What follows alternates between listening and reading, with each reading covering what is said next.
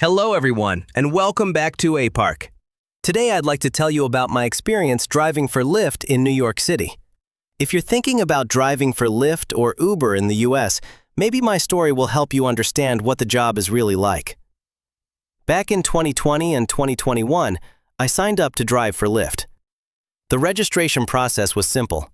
I uploaded my driver's license, insurance, vehicle information, license plate number, and a photo of myself. Then Lyft ran a background check on both me and my car.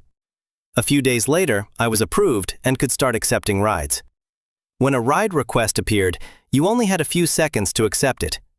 I also noticed that if I accepted most of the requests, Lyft kept sending me more rides.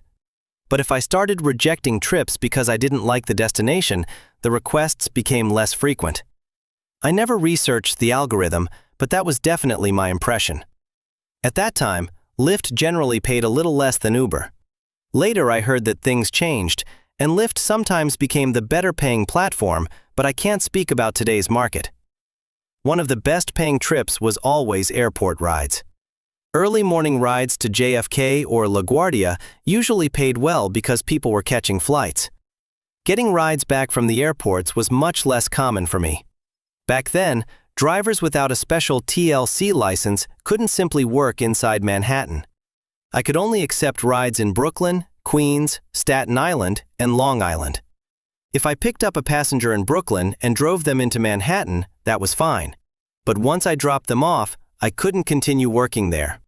I had to leave Manhattan before receiving new requests. That was one of the biggest disadvantages. Most of my work was around Brooklyn, Queens, and Long Island. Morning rides were usually commuters going to work.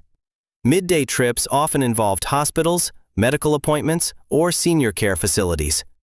Evenings were busy with restaurants, events, and nightlife. Anyone who has driven in New York knows what traffic is like. Rush hour can easily turn a short trip into an hour-long drive. Sitting in traffic means more fuel, more wear on your car, and less money per hour. On the positive side, I really got to know New York. I learned different neighborhoods, discovered parks, restaurants, and places I probably would never have visited otherwise.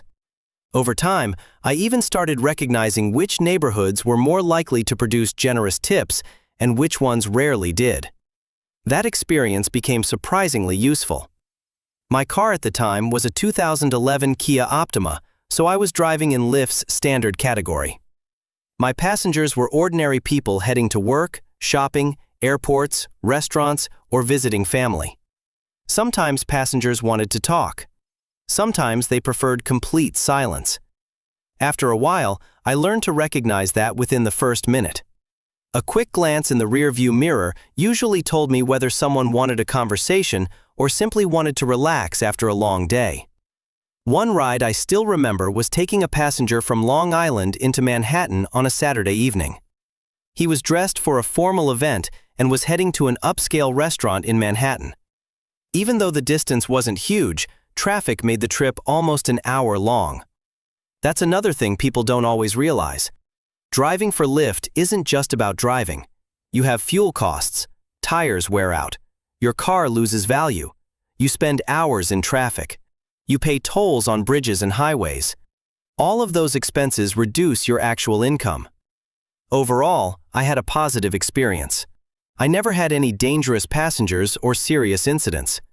Driving for Lyft helped me explore New York, improve my English, and earn extra money. But personally, I never saw it as a long-term career. For me, it's a good side hustle rather than a permanent profession. Some drivers claim they make incredible amounts of money every day. Maybe that's true for some people. Everyone's situation is different. But from my experience, you need to consider not only your earnings, but also fuel, maintenance, depreciation, and the amount of time you spend behind the wheel. Those hidden costs matter. If you're thinking about driving for Lyft or Uber, calculate everything before you start. It can be a great opportunity, but only if you understand the real costs of the job. Thank you for watching. If you've driven for Lyft or Uber, I'd love to hear about your experience. Leave a comment below. Don't forget to like, subscribe, and I'll see you in the next video.